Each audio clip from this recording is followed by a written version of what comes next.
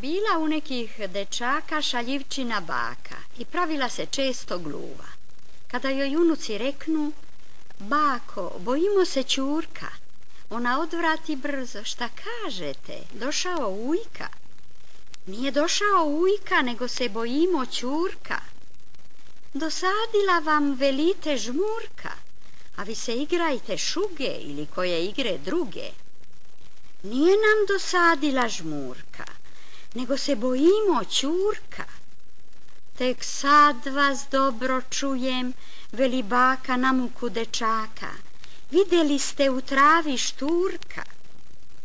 "Nismo vidjeli šturka, nego se bojimo ćurka." "Pa što ne kažete tako? Sreli ste, znači, jutros stevicu promućurka." "Nismo sreli promućurka, nije nam dosadila žmurka, nije došao ni ujka, nego se bojimo ćurka, našega starog ćurana." "Tek vas sad dobro razumem, srušila se na reci brana." "Nije se srušila brana, nego se bojimo ćurana." "Eto kako sam gluva, hoćete jabuku s ormana?" A uglas oba dečaka: "Živela baka."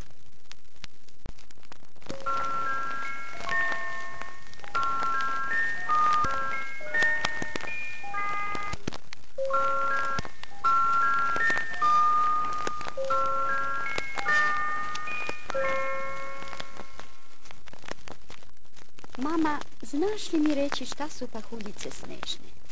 Da nisu one zvezde pomrle od mraza i postale tako srebrnasto bele i hladne? Da nisu one bledo cveće s meseca razvejano nestašnim vetrom? Da nije na nebu suviše hladno, pa u zebli beli leptiri dolaze na starom suncu da se ogreju? Mama, znaš li mi reći šta su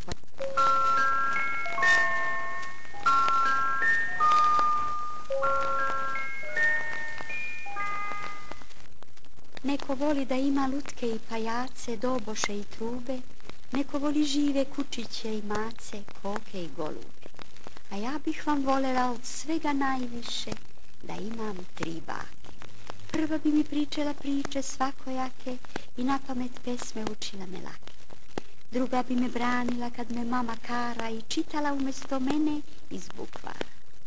I vazdan bi sa mnom igrala se treća igara što ih se iz detinjstva sjeća.